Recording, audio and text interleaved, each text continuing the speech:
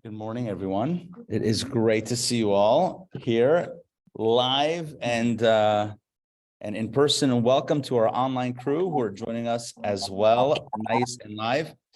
Great to see you guys. Joy and Mariana and Ray and Lynn and Fran. Welcome. And I don't know, I see someone's initials, but I don't know exactly who that is. So forgive me for not doing a shout out, but welcome. All right. So we have a lot to talk about. We are starting a brand new series this morning, a brand new text, because we wrapped up our text last week. And Kabbalah Café continues with a new text that we are starting. And I'm going to explain what we're doing in just a moment. Give me a quick second. Get the recorder started here. All right, ladies and gentlemen, welcome to Cafe Chabad and our new series, which is entitled Have a Little Faith. Have a Little Faith. Which, by the way, is also the title of a book from an author called Mitch Albom. Anybody familiar with Mitch Albom? Yeah. Tuesdays with Maury. Hey, Sandri. Good to see you. Welcome back. Yes, Tuesdays with Maury. I had such an interesting story that I had with Mitch Albom. I was in Laguna Beach. This is years ago. We were there for the summer, me and a group of friends in a day camp, as counselor in a day camp nearby. And so the Chabad shliach, the Chabad rabbi in Laguna, was away for Shabbos, and so we took over the shul and we davened, we read the Torah, we farbranged with the guys, and then it was late. It was sometime in the afternoon, middle of the summer. It's nice and hot in Laguna Beach. It's gorgeous over there, and we wanted to check out the ocean. We didn't want to go down to the beach. 5 Bachram yeshiva students on Shabbos. So we were walking along the street that overlooks the beach. The problem is on that street, there's all these houses. Well, we found one house that had been torn down and was going to be rebuilt. There was a chain link fence. So there we are, 5 guys, white shirts, black pants, probably a little bit sweating because it was hot. And we're peering through this chain link fence. This guy jogs by and he stops and he says, "Hey guys," he's like, "Do you want a better view?" It's like, "I live right like 2 doors down." And the first reaction was kind of skeptical, like, who is this guy and what does he want? But ultimately he said, very soon he said, "Oh, I went to yeshiva as a teenager." And we realized we were dealing with friendly fire over here with a friend. And so he invites us, so we start walking with him to his house. And he introduces himself and he says, "My name is Mitch Albom. And I recently wrote a book called Tuesdays with Maury. Have you guys heard of it?" And to a man, no one had any idea what this book was. He's like, "Oprah is like making it into a movie. Can't help you. Oprah, we know, but Mitch Albom, it's nice to meet you." Anyway, he grew up in Detroit, Jewish kid, went to like a Jewish high school, and whatever, we had a nice conversation. Like he knew that we would drink out of like plastic cups or whatever, or like he knew everything. We had a great view. So he lives in Detroit. He has a house in Laguna where he writes and overlooks the ocean. Anyway, why am I saying this? Because I feel like because Mitch and I and us were so close, so I can lift his title, Have a Little Faith. So this series we're calling Have a Little Faith. It's all about faith. Now, faith in Hebrew is called emunah. Faith is different than trust. Trust is a quality of, not equality, is a quality of where a person is trusting in Hashem that something, let's say, positive is going to happen. That's one very important element of our relationship with Hashem, with God. That's called bitachon. Good morning. And then we have emunah. And what is emunah? Emunah is faith. Faith means that I believe in God. Straight up, I believe that God is here and in control. I believe there's an author to this grand story. I believe that. So this series is all about emunah, is all about faith. And it's all about how we build faith, where faith comes from. What are the challenges to faith? Whenever you want to understand how to strengthen something, it's important to know what are the challenges to that same thing. So if you know what the challenges are, it can help us avoid the challenges or combat the challenges. So what are the qualities of faith? What are the challenges to faith?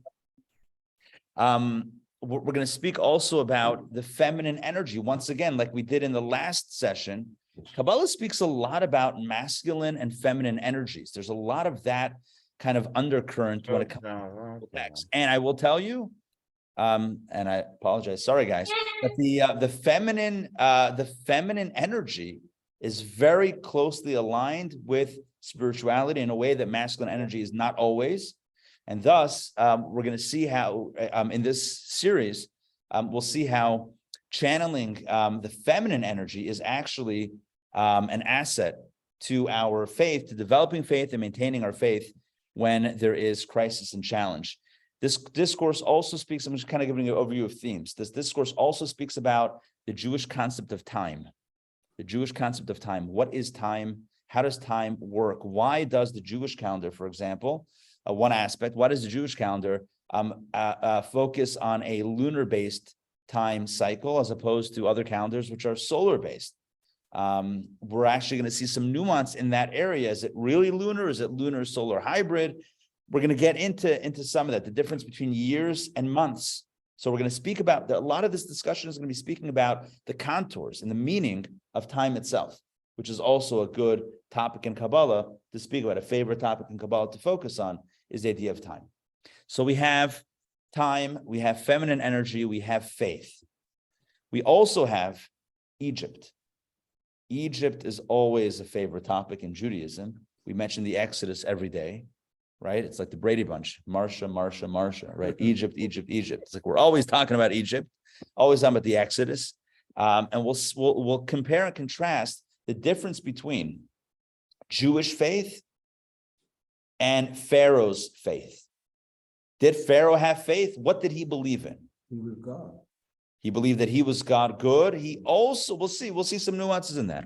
He also believed in some semblance of a God that's beyond him, but we'll see how he kind of misinterpreted that and didn't believe in the God that we believe in. So ultimately, this course, this series, is all about faith. It's all about Emunah, where it comes from, how to develop it, how to combat the challenges, what are the identifying the challenges and combating them, understanding masculine versus feminine energy, understanding the contours of time, and understand the difference between Egypt and the Jewish people. All right, so with that in mind, I want to share one more story by way of introduction. And it's one of my favorite stories, and I think it packs a great punch, because when it comes to Kabbalah, this is always a good introduction to share. When it comes to Kabbalah doesn't seek to explain things on the outside. In other words, to explain things that are obvious that you can perceive on the outside. The goal of Kabbalah is to explain how things work from the inside out. In other words, if you see something manifest in a certain way on the outside, Kabbalah says, you know why it looks like that? Because something on the inside, there's an internal dynamic that's pushing it in that direction. In other words, let's just relate it to one of the topics that we're going to cover in this series. So Jews, our calendar is determined by the moon, by the lunar cycle.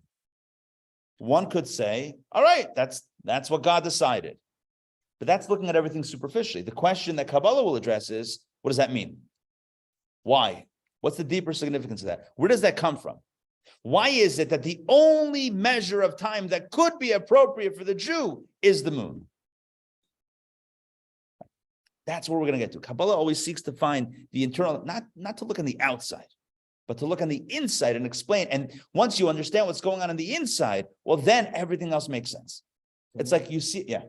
From what I know, the moon waxes and wanes, and that's Jewish.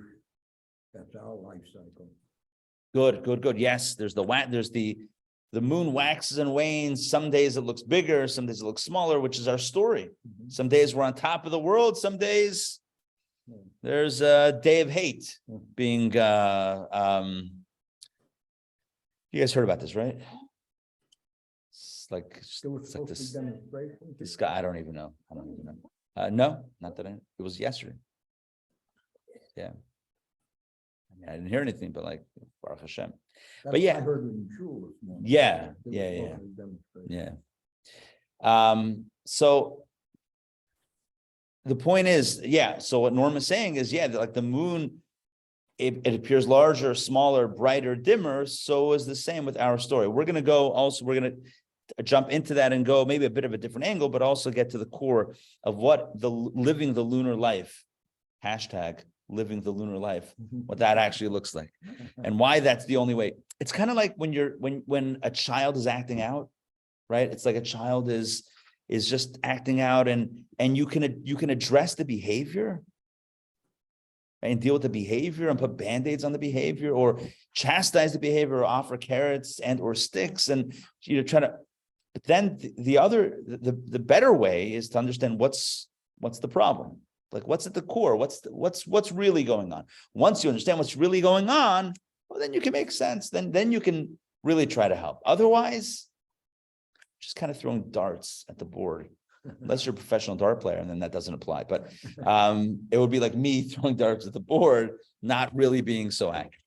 Okay, I hope this is making sense. So to explain this idea that Kabbalah always gets to the core and then develops from there, so I'll share one of my favorite stories about the drought that happened many, many years ago in a North African city. So the drought hits, and it's a terrible drought, and the crops are not growing, and there's no food. Nowadays, a drought hits, and you and I don't know about it.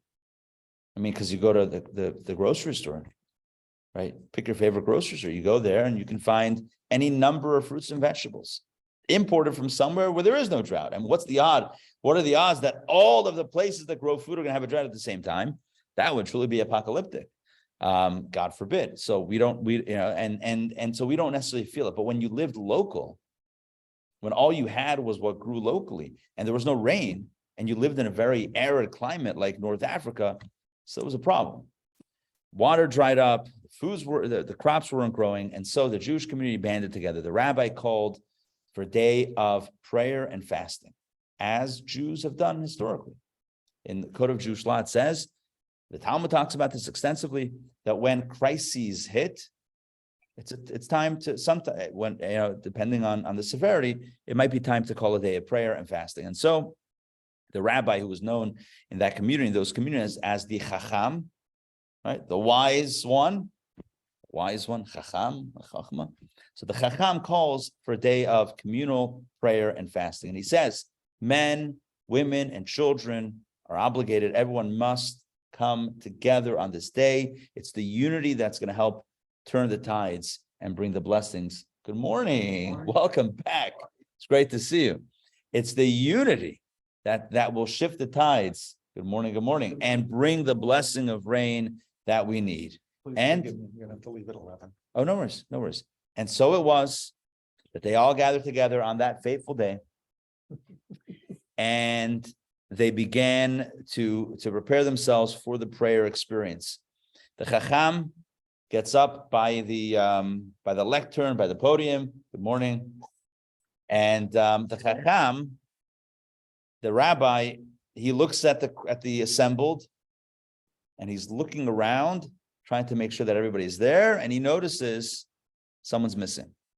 So he steps down from the lectern, and he calls over one of his assistants, one of his helpers, the Gabbai, perhaps, and he says to the Gabbai, so-and-so, Moshe is missing. And we cannot start unless everyone's here. He says, please go to Moshe's house and call him and tell him we need him here for this day of prayer to help turn around the drought and make it rain. And so the Gabbai, together with someone else, they head over to the house of Moshe. They get to Moshe's house and they knock on the door, and he answers the door, and they say, we're here on behalf of the rabbi. Today is a communal day of prayer and fasting in order to ask for rain and for the drought to end. And so we ask that you please come and join us for this day of prayer. And he begins laughing. He says, oh, you guys are so silly and primitive. So primitive. You think that gathering together in some building and mumbling some words in Hebrew, you think that's going to make it rain? How unscientific could one be? I can't believe it. A community of educated people acting so ignorant. You think prayer is going to make it rain? You think saying words in a certain language and not eating is going to make it rain? You think that has any connection? Clearly, Moshe is not going for this whole day of prayer and fasting. And so they say to him, and he continues, he says, you know what? In fact, if you really want it to rain, you have to follow the science. Okay, maybe I'm paraphrasing, but he said along the lines of, you got to follow the science. If you really want to make it rain, I know how to make it rain. In fact, he says, Wait right here and I will make it rain. And immediately he closes the door in their faces. I mean, he said to wait. So they're waiting outside. And they can hear through the door that he's kind of arranging something, moving things around. And they begin to hear what sounds like a struggle inside the house. Sounds like some sort of, you could hear like when people are wrestling or some sort of struggle, and there's some sort of struggle that's happening. And he hears screaming inside and loud yelps and shrieks. And at a certain point, after enough of this has gone on, they begin to get frightened for his safety. And so they throw the door open, and as they do, a blur comes flying out of the house. And they're shocked. What just happened? What just happened? And Moshe comes out and he's all scratched up. He's bleeding from his face, from his hands. And he starts screaming at them, "You fools! You fools! We were about to make it rain and you ruined it by opening the door." They said, "What is going on here?" He said, "You fools, I had just about stuffed the cat behind the oven." And they said, "What are you talking about?" He says, "Don't you understand? Every time it rains, my cat hides behind my oven. I had just about stuffed the cat, taken the cat and pushed the cat, forced the cat behind the oven, and it would have rained, and you ruined it by opening the door." All right, so what's the term? Correlation, not causation. Is that the phrase? Right? Two things could be correlated, but that does not necessarily imply causation. So yes, when it rains, the cat goes behind the oven. But that doesn't mean that if you put the cat behind the oven, that it's going to rain. It's kind of like I once saw a statistic that murders in New York City, right? There's a statistical connection between the sale of ice cream cones and the homicide rate in New York City, right? Well, I could see that correlation clearly. So somebody might assume that means the more ice cream people eat, the more violent they get. Or you might say that when do people buy ice cream? When they're violent. If you kill somebody, you go for an ice cream cone. You could say that, or you could say people buy ice cream when?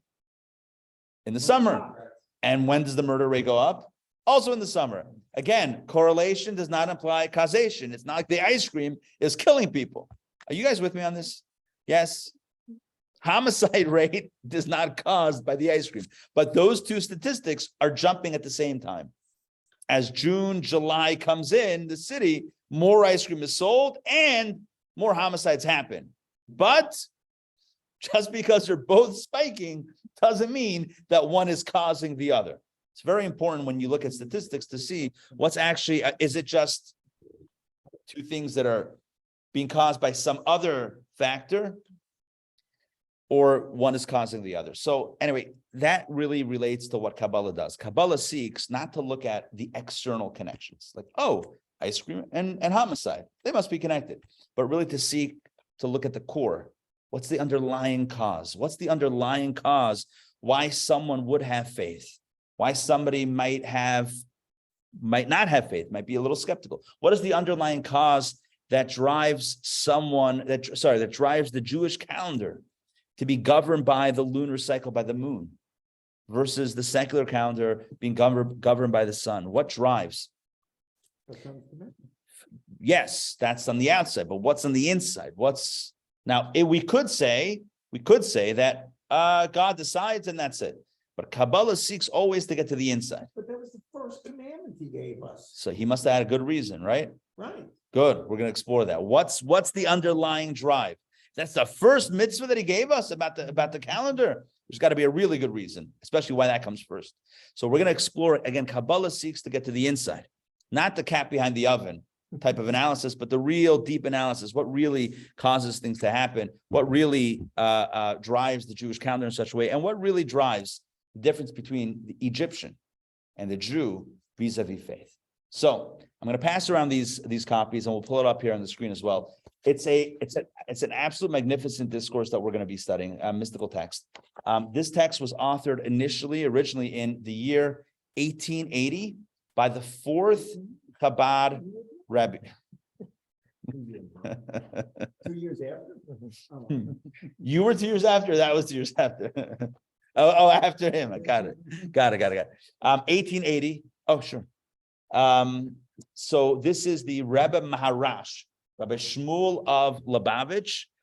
And I will say that I haven't taught a lot of Maimarim discourses by this Rebbe, by the fourth Rebbe, but it's, as we'll read it, it's beautiful. It's stunning in its articulation and its eloquence. It's really, really beautiful. So I'm very excited to start this. And we're going to jump right in. And as I read, I'm going to share some commentary. And of course, we always like to open this stuff up for conversation and discussion. I did, but we missed it by a few days. Yeah. Today is, thank you. Today is the 5th day of Adar. So we're close to Rosh Chodesh. This was originally said on Rosh Chodesh Mar Cheshvan. If you look on the Hebrew side, can you guys see the Hebrew side online? Is it showing up? Hebrew and English? Okay. So on the Hebrew side, it says Beis Hey, which is Baruch Hashem. Thank God. Shabbos Rosh Chodesh, that the acronym stands for Shabbat Rosh Chodesh. It's Shabbat, the first day of Memches is Mar Cheshvan, the month of Cheshvan. And Noach means it was the Torah portion of Noach. So this discourse was originally authored in the year 1880 on Shabbat Noach, on the first day of the month of Cheshvan. By the way, Cheshvan is an interesting month. We call it Mar Cheshvan. You know why we call it Mar? You know what Mar means? Like maror, Mar? Bitter. There's no holidays. It's after a month of Tishrei, which has all the holidays, right? You have Rosh Hashanah and Yom Kippur and 10 days of repentance in between. And then you have Sukkot and all the intermediate days of Sukkot. And you have Shmini Atzeret and Simchat Torah. After literally a full month of holidays, you have Cheshvan. Cheshvan, no holidays, no special days. It's called Mar Cheshvan. It also gets cold in Israel. I mean, it's the fall, so it starts to get cold and rainy. And so it's called Mar Cheshvan, bitter Cheshvan. I've shared before in other contexts, but I'll share it now. This is not necessarily on topic, but it's an interesting thing to think about. It's kind of like in relationships where things start off very exciting, and then there's a wedding. Let's say culminates with a wedding, and everyone comes up. But then real life begins. At some point, the band goes home, the photographer packs up, the lights dim, the hall shuts down. And now life begins. So Tishrei is great. Tishrei is all the energy and the fanfare and the rejoicing and the celebration. It's great. But there's a reason why the next month has no holidays. No holidays. Now you're living with God. You had a whole month to celebrate with God and to get energized about that relationship. And now it's real life. You're not going to have any special days because now you have to make every day special in that relationship. With no external stimuli. Now you have to choose. You don't have to, but if you choose to create that relationship from the inside out. All right, so that's this is the context.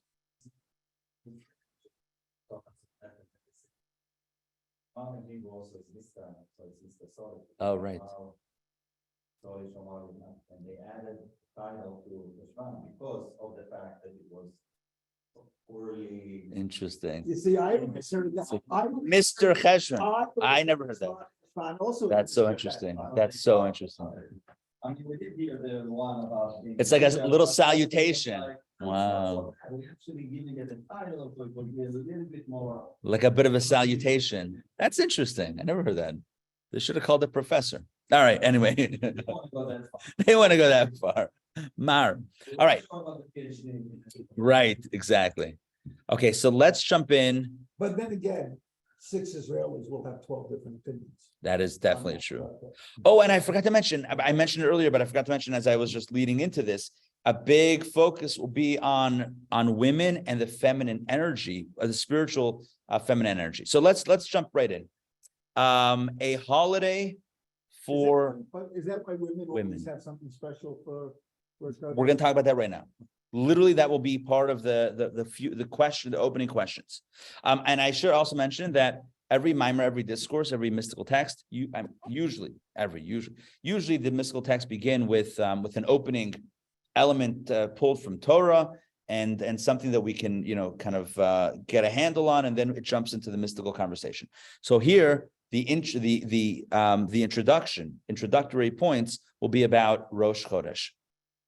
I'm going to read this in English. We shall attempt, sounds very formal, we shall attempt to understand the concept of Rosh Chodesh, literally the head of the month. So again, Rosh Chodesh, just to make sure we're all on the same page here, Rosh Chodesh refers to the first day of the Jewish month. It's called Rosh Chodesh, like Rosh Hashanah is the first day or two of the new year. Rosh Chodesh is the first day or two of the new month. That's Rosh Chodesh. But Rosh Chodesh doesn't mean beginning of the month. Rosh literally means head. So Rosh Chodesh literally means the head of the month. Let's continue inside. Just as the head contains the overall vitality of the body, the head of the month contains the overall vitality of the entire month. So just understand what he's saying here. A head is not just the top of your body. It's not like when you're looking top down at a body, you see, oh, the head is the top, and then you have, I don't know, the neck, the torso, the legs, the feet, whatever. That's not exactly what the head is. The head is not just the beginning of the body from top down. A head means something else. The head, he says, contains the overall vitality of the body. It's the seat of consciousness. It's where, right, it's all of our awareness is contained in the head. Sensation is processed, feeling, nerve sensation is all processed in the brain. So the head is, and it's also all the faculties, pretty much, seeing, hearing, tasting, smelling, all of the faculties are contained in the head. So it's the head that contains not just, the head is not just the beginning of the body, it contains the overall vitality of the body. Does that make sense? It contains. But you're leaving out the heart. The heart also contains such an important part. This is the intellectual part up here. The Yetzirah, But it's maybe up there, but you feel from the heart too. I mean, no, for sure. it's not like we don't feel from the heart. It's not a cliche. Right.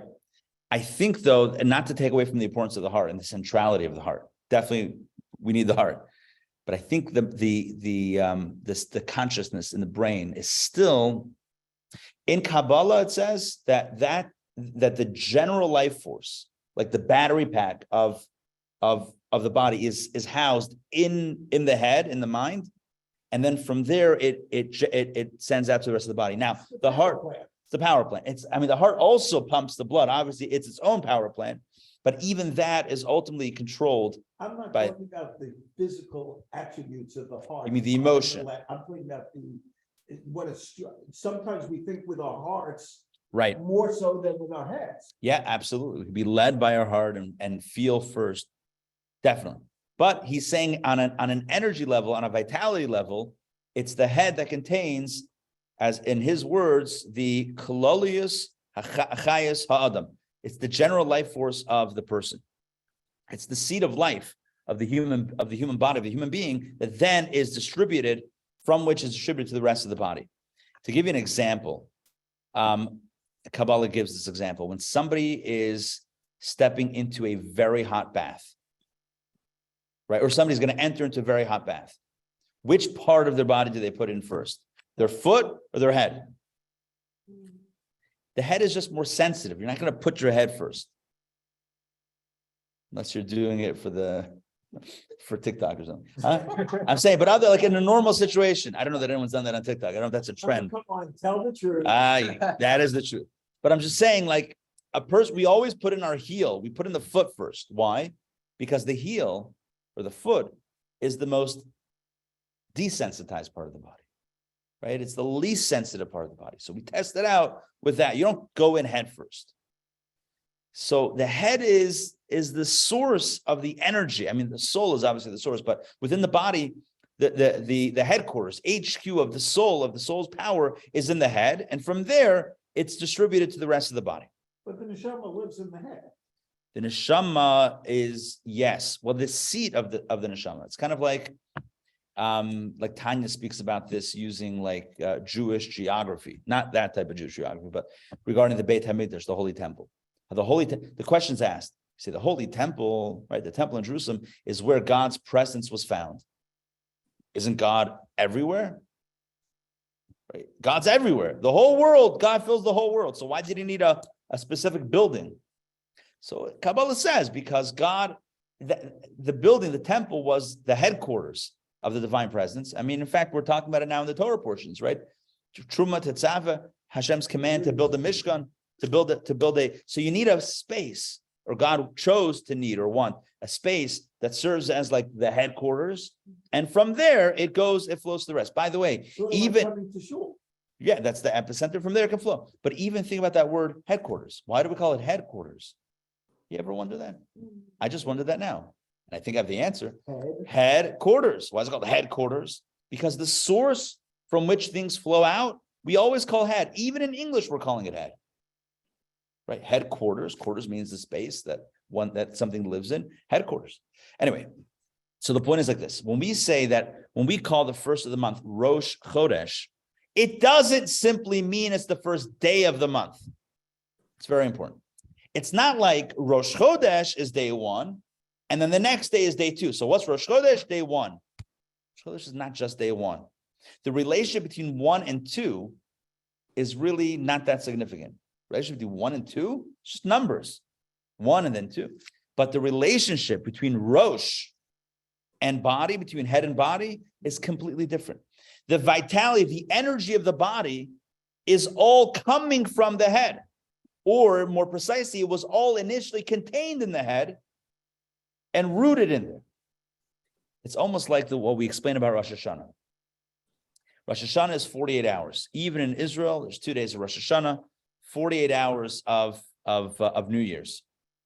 And the way this is described in Kabbalah is that the actions that we take, the resolutions that we make on Rosh Hashanah affect the rest of the year. Not that we make good New Year's resolutions that will then hopefully continue on for the rest of the year, but no, it's what the resolutions that we make on Rosh Hashanah actually imprints on the rest of the year that follows. So the example, the analogy that's used is, imagine you take a piece of paper, take a long strip of paper, and you fold it up accordion style, right, into itself, and now you have a nice little square of folded up paper. And then you take a pin or some other sharp anvil. Is that anvil? Is that a word? That's more like a hammering.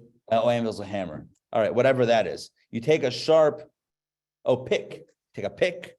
That's what it is. Take a sharp pick and you put it through the paper. Okay, and then you open up the paper. What's going to happen? That hole will be present as it unfolds. Or think of, origami? You cut out, right? You cut out the shapes in the paper. You have it folded up. You cut out some shapes. You open it up. Next thing you know, whatever it is. No, maybe not origami. Origami is when you fold it. I'm not talking about origami. When you make a creature, not origami. I stand corrected. What is it? A paper cutting. That's the scientific term. Paper cutting. Yeah, probably is called just straight up paper cutting. So you cut, and you open it up and it has all these nice artistic cutouts and whatever. The point is, you can have something where you're working in one space, and then before you know it, you realize that one space actually affected additional spaces. Reminds me of the pin test. You guys know what the pin test is? Not Pinterest. Is that still used? Do people still use Pinterest? Is that still a thing? Oh, it is still a thing? Okay. I wasn't sure if Instagram or whatever it is, got rid of that. I guess there's still a role for Pinterest. I don't know. Never used it. I never used it because every time I look up something and it shows up on Pinterest, you have to create an account. Right? Yes. And so I always ask my wife to do it. So I'm like, can you check this out for me? Anyway, so I don't use Pinterest, but okay. So the pin test. This is a Talmudic bragging rights.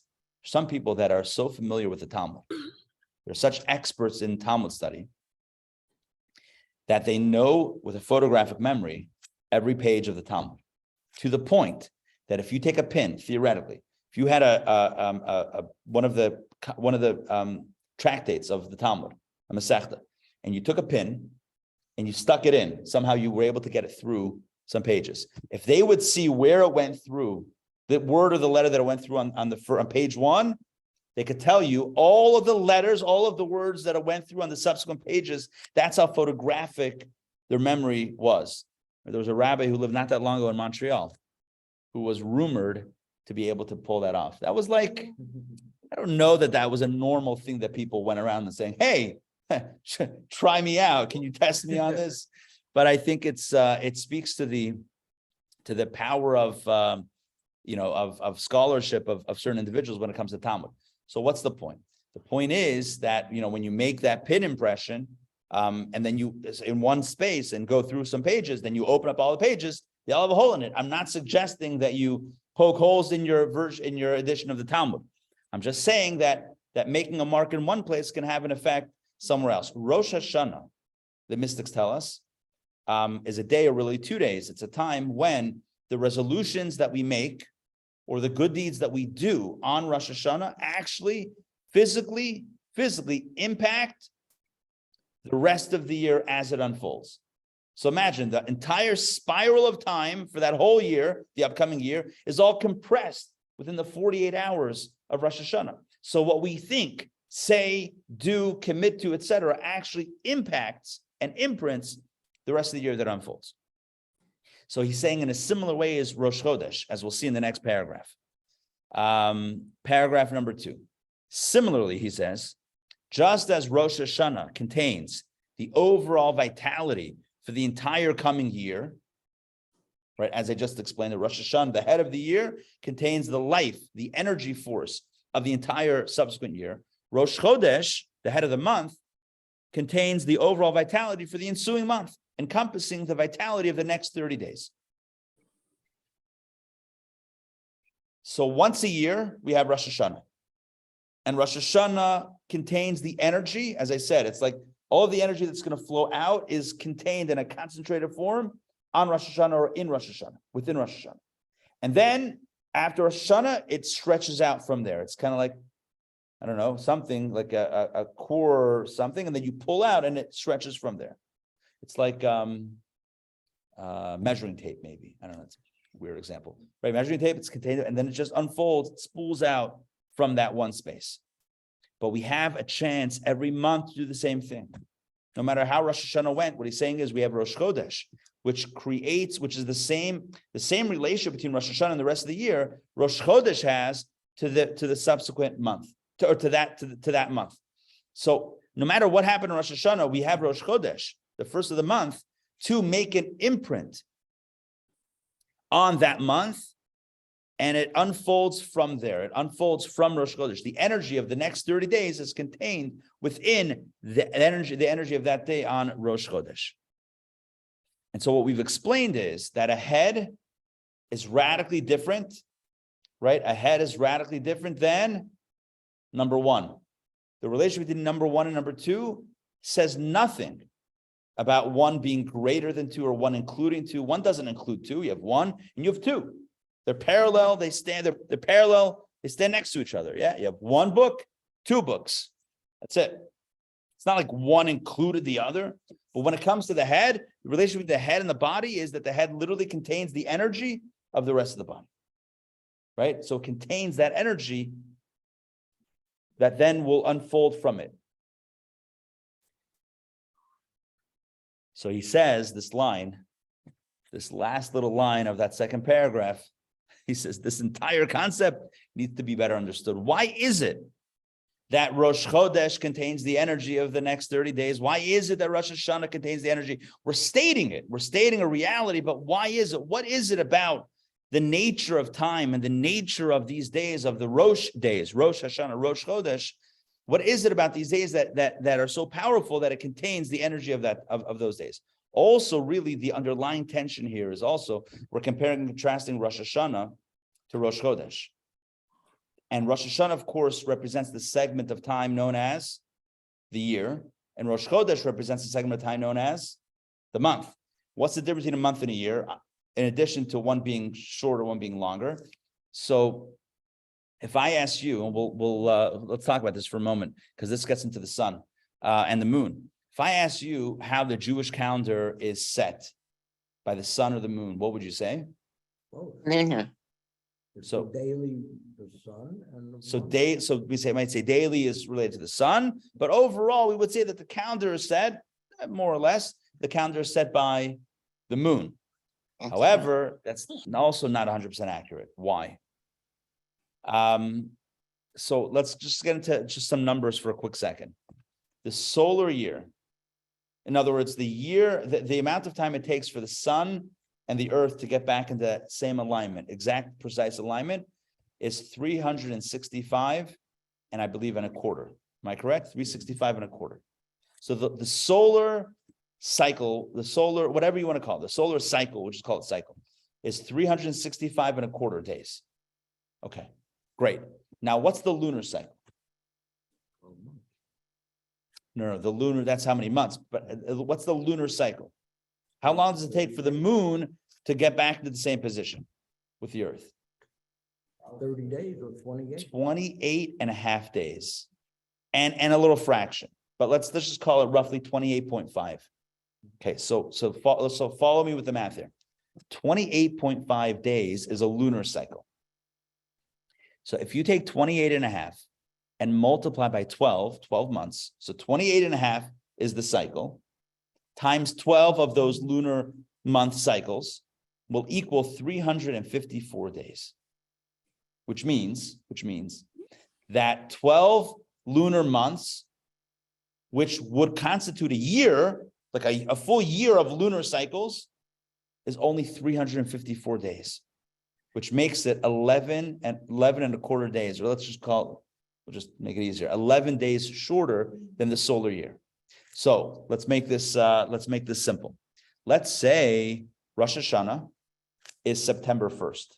Let's make it easy. Rosh Hashanah, right? The first day of Tishrei is September 1st. Okay. 1 year later, well, how do you define a year? 12 lunar cycles later, the next Rosh Hashanah will come out 354 days later. 354 days later is 11 days shorter than September 1st. So it's now going to happen in August 19th, 20th. And then the next year, another 11 days earlier. Now, let's actually do this with Passover, because that's where it gets interesting. Let's say, well, I don't know if that makes it easier. Let's say the first day of Passover, which is the 15th of the month. So but just stay with me. Let's just say the first day of Passover is April 1st. Just kidding, April Fool's Day. No. All right, so let's say the first day of Passover is April 1st. Okay, so that means 1 year later, one lunar year later, 354 days later, because again, the lunar cycle, the exact time it takes for the moon and Earth to get realigned in the same ways, 28.5 days. 28.5 times 12, do the math, is 354. So first day of Passover is on the first day of April. Let's say this year, it's not, but let's just say it is. So the next Passover, 354 days later, we come back around to the first day of Passover. It's going to be 11 days earlier. So now it's not April 1st. Now it's March 19th. And the next year, it's now March 8th. And the next year, it's now February. How many days does February have? 28. 27th or 26th. And the next year, it's February 5th. And then the next year it's January, and now we have a problem. What's the problem? The Torah says now we're in the winter. This is if you just follow the lunar cycle. We all know, we all believe that Jewish calendar follows the moon. It can't. It's not possible. Ramadan does. Yes. In the Islamic faith, the Ramadan, right, the Islamic calendar strictly follows the moon. That's why Ramadan is always different times of the year. But there's a catch with Judaism. You know what that catch is? Passover. What's the catch with Passover? The Torah says it has to be Nissan. Chag Haviv, Chodesh Haviv. It has to happen in the springtime, which means that Passover can't creep earlier and earlier every year based on the 12 lunar months getting 11 days shorter than the solar year. You can't have that. You can't have those shenanigans play out. You can't have Passover in January. First of all, it's annoying. Second of all, you just can't. Chodesh Aviv. Chag HaAviv. It's got to be a celebration of the springtime. It's not going to work. By the way, we have indications also that Sukkot, the festival of booths, I don't know if anybody calls it that, right?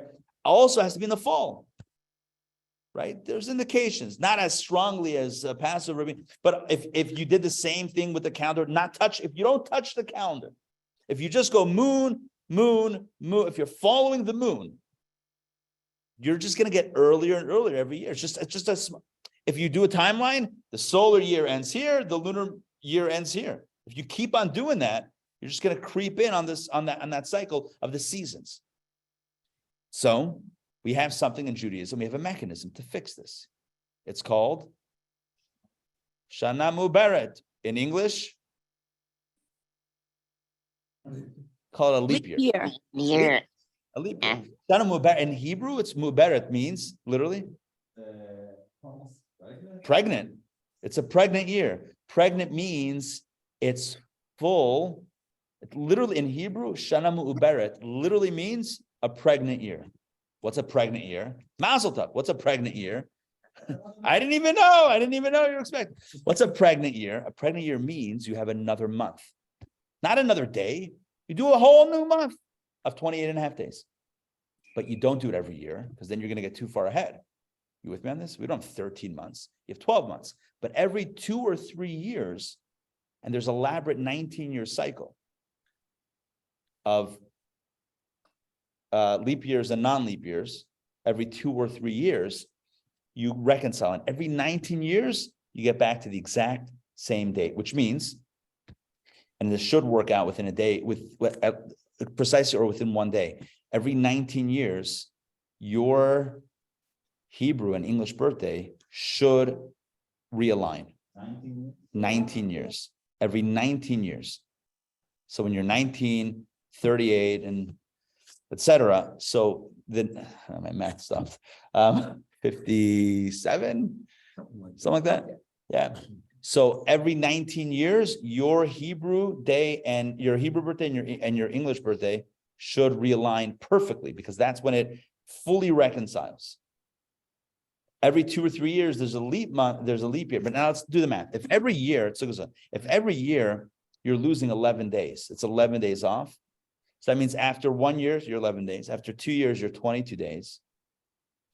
So then we might already want to kick it forward we might want to add the leap month, an extra month. Now that kicks it ahead 28 and a half days. That means you're now ahead by 6.5 days. But then you lose 11 days the next year, but you're only down to 6.5. Is my math correct? Yeah? 5.5. I'm assuming somewhere there exists an algebraic formula to this, but I'm wondering, has somebody wrote it out that? Oh, yeah. Okay, It's all set. It's all set. The Jewish calendar is set, which we'll speak about soon, by the way. We say 2 or 3 years, we know that. Yeah. It's not like someone's flipping a coin. It's like, you know what? Let's make it a leap year. No. Like given like this many days ahead, this many days to pass, this time is 2 versus this time. There's an algorithm. It's already preset. We already have this designed. We already have this figured out. Which year is a leap year? Which year is not a leap year? This year happens to not be a leap year. There's only one Adar. I'll go look and see if I can find the formula. I'm really fascinated to see Google, look it up. I'm sure you can find it. Absolutely. It's for sure. You can for sure find it. Which years are on and off and when that realigns. Now, that's the way the calendar works, which means, so what's the point? There is a point. The point is that the Jewish calendar doesn't exclusively follow the moon. It follows the moon with months, but then the years are eventually reconciled with the sun. In other words, with the solar cycle. You're taking the solar cycle into consideration. It's not just the lunar cycle. Does that make sense? If we were just focused exclusively on the moon, then we wouldn't care about the seasons, but we do care about the seasons, which means we are taking the solar system, as it were, into consideration. So the years operate by a hybrid of sun and moon calculations, whereas the month, the Chodesh, Rosh Chodesh, is exclusively lunar based. So when it comes to the Jewish calendar, here's the important thing. The new month, Rosh Chodesh, etc., is always by the moon. The years, leap year, not leap year, that will also take the solar calculations into consideration. So the Jewish calendar is both a hybrid-based system and a lunar-based system. This is going to be a major area of focus. Why is it that when it comes to the months specifically, it's only what's it called? It's only lunar. By the way, how many months are there in the secular calendar, which goes exclusively by the sun, 365 and a quarter days? How many months are there? 12. Why 12? Yeah, it's arbitrary. They copy 12 because there's roughly 12 lunar months in a year, but we know that it's not. It's 11 days short, but they roughly they just divided by 12. Maybe, but so when you take 365 and divide it by 12, then now you have 30 or 31 days. You don't have 28 and a half days anymore. Now you have a different number of days. Does that make sense? So the English, I don't know English calendar, but the secular calendar, Gregorian calendar, is solar based with a little bit of lunar consideration in the fact that there are 12 calendar months, whereas the Jewish calendar is mainly lunar based with a little solar calculation consideration to divide the leap years. Does this make sense? Yeah, it's making sense. Okay. But the point is, all of this needs to be understood better, because what is the connection between the calendar, time, the months, the moon? Where does this all fit in? And all this will be explored in our text. Now, let's continue. Back inside. This is where it gets interesting, and it gets related to women. This is the third paragraph on page 22, which is our opening page. In addition, he says, we need to understand why Rosh Chodesh is considered a special holiday for women who observe it more carefully than do men. So we know in Jewish tradition, women have a special connection with Rosh Chodesh. Now, how is this manifest? Well, number one, it's manifest in our communities with special Rosh Chodesh gatherings or classes for women that happen typically on or around Rosh Chodesh. But there's another idea in Shulchan Aruch and the Code of Jewish Law. Many women have the custom not to work on Rosh Hashanah. On Rosh Chodesh. Rosh Hashanah for sure. On Rosh Chodesh. And if you do have to work, but somehow to do a little bit of less work on Rosh Chodesh. It's a custom that's brought down in the good books, that women have a custom not to engage so much in work on Rosh Chodesh. It's a special holiday. It's a special day for women. So he asks the question, why? What's the connection between Rosh Chodesh and women specifically? Here's the point. What he's doing is he's asking questions, but really he's plotting points. So far, we have this idea of head, month, lunar, moon, and now we have women or feminine energy. He's putting points down. He's dropping points. Ultimately, we're going to connect all these ideas, the connection between feminine energy and the moon energy and head energy, etc. All of this is going to be connected in a beautiful and gorgeous way, but we're going to get there soon. Now, he gives the simple reason. The reason for this, paragraph number 4, the reason for this, he says, is that they, i.e. the women, the Jewish women, back in Egypt, back in biblical times, did not agree to hand over their jewelry to their husbands for the making of the golden calf. I'm going to read to you soon of the verses that share this, but let's read this verse inside. In this merit, because they didn't give their husbands their jewelry to make the golden calf, the Holy One, blessed be He, rewarded them with Rosh Chodesh as a day to observe more carefully than men. So God says, oh, you didn't contribute your jewelry to the making of the golden calf. You didn't give your gold to make that golden calf. Great. Take Rosh Chodesh as a day off. Take Rosh Chodesh as a holiday. The obvious question is, Ma Kesher, what's the connection? So the women didn't participate in the golden calf or contributing to the golden calf. So God wants to reward them. So He gives them Rosh Chodesh as a holiday. What's the connection? Again, another plot point being dropped. So now we have head, month, lunar, feminine energy, and now we have Faith. Because what was the golden calf? The golden calf was lack of faith. But them not contributing to the golden calf means that they had faith in God. They didn't lose their faith in God like the men did. So there's all of these plot points again, and somehow we're going to weave them together. But that's also true. However, I will share with you. Let's read the sources. So I'm going to stop sharing for a moment, and I have this. I created a source sheet for myself over here. Let me read to you the relevant verses. Okay, this is coming up in next week's Torah portion. So not this week's Torah portion, which is Tetzaveh, but Ki Tisa, next week's Torah portion. Take a look. This is the crisis of faith that happened. Okay, just very, very quick. So the Jews got the Torah on the 6th day of Sivan in the year 2448 from creation. Okay, so 6th day of Sivan, 2448 is when the Jewish people stood at Sinai, divine revelation, 10 commandments, thunder and lightning. Okay, great. The next morning, the next day, Moses goes up on the mountain. And Moses says to the people, like Arnold Schwarzenegger did many years later, what did he say? I'll be back, right? He said, I will be back in how long? 40 days. 40 days. What's the problem? The Jewish people started counting that day as day number one. So just again, he goes up, I'm giving you the calendar days, 6th of Sivan, Revelation at Sinai, 7th of Sivan, mid-morning, after his cup of coffee, Moses has his walking stick and he's headed up the mountain. See you in 40 days, boys, right? And I'm out, peace, mic drop, whatever it is. And he's up the mountain. He's up the mountain. They say, all right, day one. And the next day, 8th of Sivan, day two. Now they're a day off. Why? Because, Jewish time, we didn't speak about this, but speaking of Jewish time, the days, well, you mentioned this, the days start when? When At the night. sun goes down. So when he went up mid-morning of day 7, you can't consider that one day up on the mountain. He had like a half a day. That day doesn't count. It doesn't. Huh? That's a travel day. Exactly. That's a travel day. It's a half a travel day. That's not even day 1. So I remember I sent my kids, it was like last year, but I still remember. Anyway, I remember if I search my memory, I send my kids usually to this winter camp, this Chabad winter camp in Florida. It's like for shluchim and whatever. It's great. The kids really love it and they get energized and they get out from school. It's a whole thing.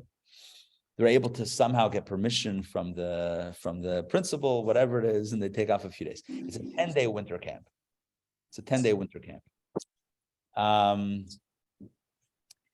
And with this winter camp, they call it 10 days, but it's really about 7 days because they're counting travel days.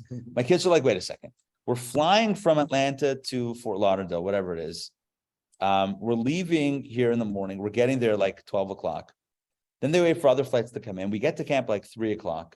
There's like a gathering and a welcome. But already they're already counting that like somehow 2 days in. Whatever. And my point is that was a travel day, as you mentioned, and it should not have been counted. But the Jews counted it. So now fast forward 39 days. And the Jews are saying, We don't know what happened to it. well, they're saying, okay, it's day 40. Now they're excited. And Moses basically told them he's going to come back down 6 hours into the day. You know when that is? If sunrise is at 6, let's say average sunrise 6 a.m. So when 6 hours into the day? High noon, baby. It's like a Western. Like tumbleweeds are blowing. Moses is emanating from the cloud with a little cowboy hat. Where'd you get that? God's store, right? Like the general store in heaven. Numbers us, women have much more room, so that's also why women, I think, it's personally we're not like Yes. Yes, that's exactly where we're going with this. Yes, hold that thought. He's gonna correlate it. He's gonna correlate how women are more intuitively with emunah for God. He's gonna explain that. But I want to, yeah. What is emunah? Emunah means faith. Oh. Yeah. It also sounds like moon. Okay. Faith does. Faith crisis. So let me read to you the verses. You guys can't see this, only I can see this. Even online, you guys can't see this. When the people saw, this is Exodus 32, verses 1 through 4. These are the first 4 verses of Exodus chapter 32. I'm reading to you in English translation. When the people saw that Moses was late in coming down from the mountain, where is he? Where's Moses? The Hebrew word is boshesh. He voshesh, Moshe, boshesh. He was late in coming down from the mountain. He was, what do they call it? Fancy English? Tardy? Is that a word? Tardy? He was tardy in coming down? Okay, so what happens then? The people then gathered against Aaron, Moses' brother, who was there, and they said to him, come on, make us gods that will go before us, because this man Moses, who brought us up from the land of Egypt, we don't know what's become of him. So they go to Aaron and say, we need a new leader. They say, make us gods that will go before us. Okay. Aaron said to them, it's very interesting. Aaron said to them, remove the golden earrings that are on the ears of your wives, your sons, and your daughters, and bring them to me. So first of all, we get a clear indication that earrings were not a gendered specific thing, apparently. It says, go remove the earrings on the ears of your wives, your sons, and your daughters, and bring them to me. That's what Aaron says to the people. All the people stripped themselves of the golden earrings that were on their ears and brought them to Aaron. You with me so far? Why wasn't, I guess, it was the wives, the daughters, and the sons, and not? Because who's he speaking to? You just answered your own question. If he says, if he's speaking to the people and he says, remove the earrings from your wives, your sons, your daughters. So who's he speaking to? The men. Who gathered against him to say we need gods? The men. So it was the men who had this crisis of faith, who panicked, who went to Aaron. What do? We need gods, whatever. Aaron says to the men, remove. In other words, the question is actually the answer. The fact. So we're the men. He's speaking to the men. So he says to the men, remove the earrings from your wives, your sons, your daughters, and then bring it to me. So it says all the people stripped themselves of the golden earrings. Which people? The same ones he was talking to. Which means the men brought their own jewelry, their own gold, and they brought it to Aaron.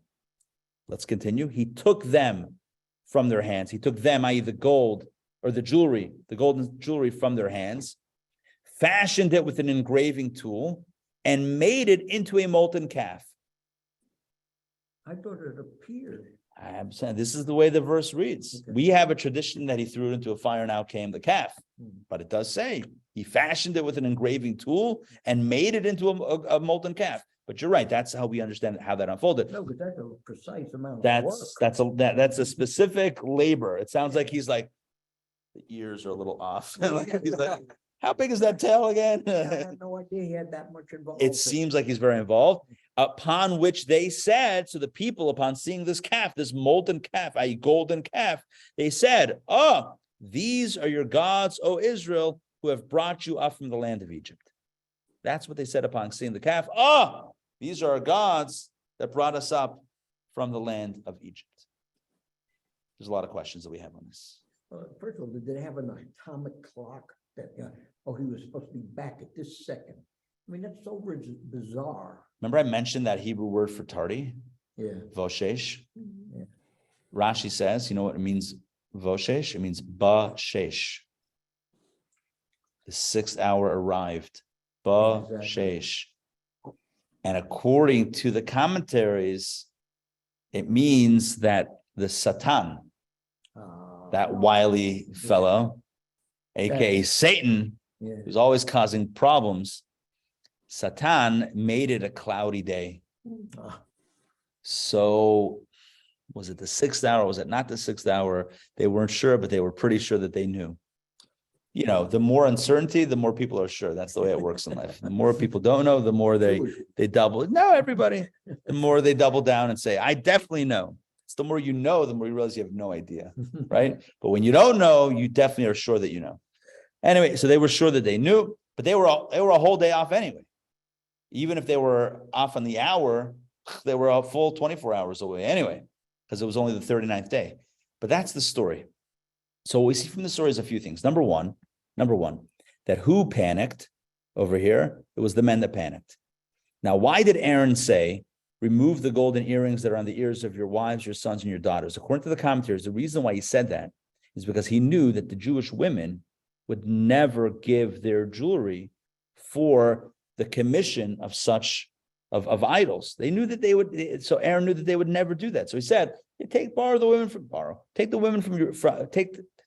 jewelry from your wives, from your daughters, from your sons, knowing that the Jewish women would never give up their jewelry for such a thing, not just because they like the jewelry, but because it's not going to happen. And so what did the men do? The men circumvented it. They just took their own, or they brought some other thing, or whatever it is, or they just snuck it from the jewelry boxes, or whatever it is. The men took it themselves. And then this is what happened. So let's take a look. So now that we have this background, we can understand better what we said inside in our fourth paragraph. If you recall what we said in the fourth paragraph, and let me share my screen once again. Hold on, give me a quick second. Can you guys see that online? The text? You guys see the text? Yes. Okay, fantastic. So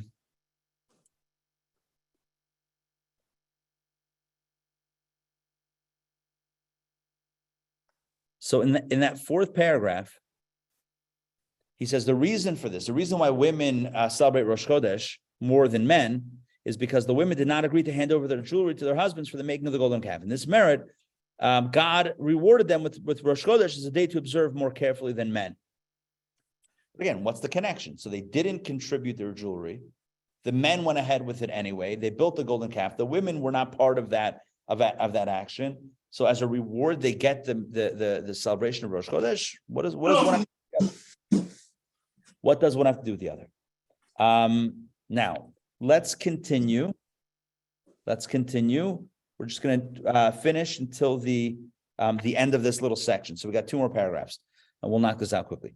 Now, this seems to contradict the halachic principle, he says, that women are exempt from performing time-based positive commandments. There's a phrase in halacha. There's something called a mitzvat aseh shehazman grama. There are mitzvot, certain commandments, positive commandments, that are time constrained. Like you can only do this mitzvah between these certain hours. And women are not obligated to do mitzvot that are time constrained. So he's asking this question. So 1 second. So as a reward for not participating in the golden calf, so the Jewish women for all time are given a mitzvah, a special celebration of Rosh Chodesh. But Rosh Chodesh is a time-constrained mitzvah. It's only 1 day, or 1 or 2 days is Rosh Chodesh. So Rosh Chodesh is a limited span of time. How ironic that women are usually exempt from time-constrained mitzvot. And here, as a reward for not participating in the golden calf, they're given an extra celebration in a time-constrained fashion. It seems to be the opposite. And he says, since Rosh Chodesh is a time-based commandment, so why should women who are generally relieved of such time-based obligations be more careful in observing it than men who are obligated in all time-based matters? It's the men who usually have to show up in a certain time, in a certain place, etc. And the women who are not necessarily obligated on that same level. So now women are more obligated or more careful about Rosh Chodesh than men. Seems the opposite. Now I'm going to read this parentheses. He's trying to deal with a potential response to this question, and we're going to remain with the question. As for the fact that the new moon used to be sanctified according to the testimony of witnesses, rather than according to astronomical calculation, what he's saying is, 1 second, we didn't always have a Jewish calendar. Back in the day, they used to base Rosh Chodesh based on witnesses that said that they saw the moon in the sky, which means it's not necessarily a time-constrained mitzvah. It could happen anytime that the witnesses came. It's not like on the calendar. Now it is on the calendar, but it used to be, it wasn't on the calendar. So he says that's not a good answer, because we are familiar with the statement in the Mishnah that the determination of the new moon was also based upon calculation. The testimony of witnesses who had actually seen the moled, that means the birth, as it were, of the new moon, was necessary only as confirmation of what they already knew based on their calculations, which means they had the astronomical calculations of when the new moon would appear in the sky.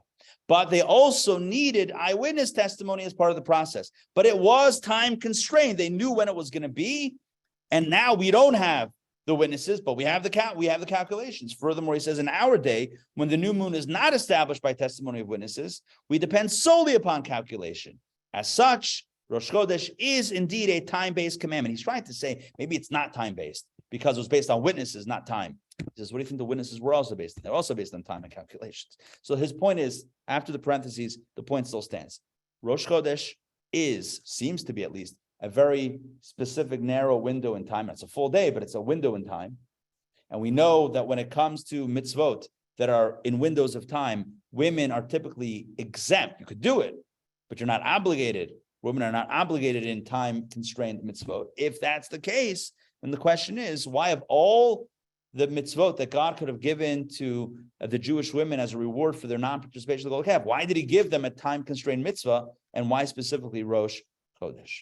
So that's where we're ending off. So we dropped a lot of points, and you'll find this very often when studying Kabbalistic texts, that it starts off and it seems like it's a little bit distracted, a little bit all over the place. We're talking about calendar, we're talking about heads of the year, heads of the month, Jewish calendar, moon versus sun. We're talking about women's holidays. We're talking about golden calf and faith and lack of faith. And how does it all come together? It will come together in a magical way. All of the points that we're dropping, it's like you read a book and you're introduced to this character, then that character, and the other character. And eventually somewhere inside, you're like, I get it.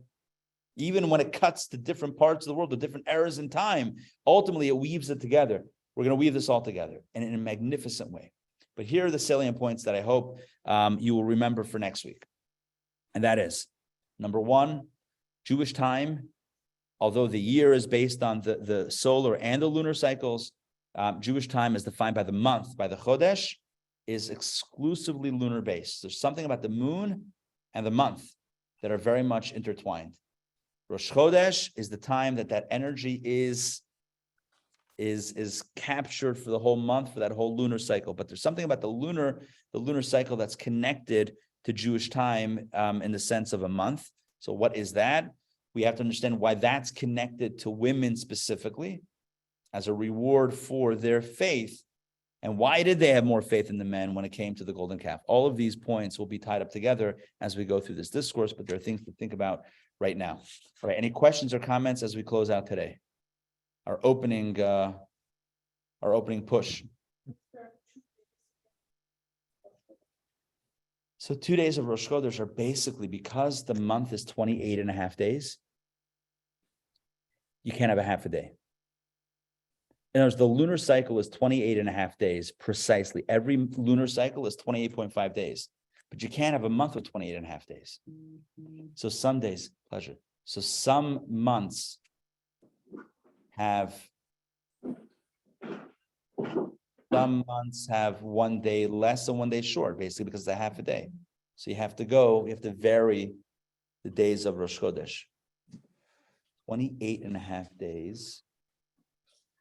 Some months are, I don't have the calculation in my head, but because it's a half a day, some months. So when it's 2 days Rosh Chodesh, what it means really is that the previous month has an extra day, and then the next month, the previous month has an extra day. I know I'm being very vague here. For some reason I can't get the numbers in my head for these numbers. I'm all numbered out this morning. But that's the core of it, because of the half a day. We got to fit that in somewhere. All right, so that's the story. It says online when a month is 30 days, Rosh Chodesh is celebrated for 2 days. The last day of the prior month and the first day of the new month. So it'll be day 30 and day 1. Those are the 2 days of Rosh Chodesh. There we go. I found the formula. Oh yeah, you got it? Yep, it's 7 times the current Hebrew year plus 1. If you divide that by 19, if the remainder is less than 7, then there's remainder less than 7, then it's a leap year. If it's greater than 7, then it's a regular year. Well, there you go. That's a 19-year cycle. Yeah. It's fascinating. Next week, listen to this. Next week, what we're going to do is we're going to look at the sin of the golden calf itself. We're not going to focus on the Jewish women because they did not participate in this, but we're going to focus on the men. And the question is, how in the world could they have sinned with the golden calf? What were they thinking? as we read that text of the verses, Moses is delayed a little bit. It's a cloudy day, or even if it's delayed by 24 hours. The next thing they go to Aaron and they say, make for us gods. And then when the golden calf is created, they say, these are the gods that took us out of Egypt. And how do we become plural? Yeah, how's a plural? And how are they saying that these took us out of Egypt? They just made them now. They just made it now. The whole thing doesn't make sense. How can you think that something that you made now was around months prior? You would certainly know that. You'd be able to fact check yourself on that.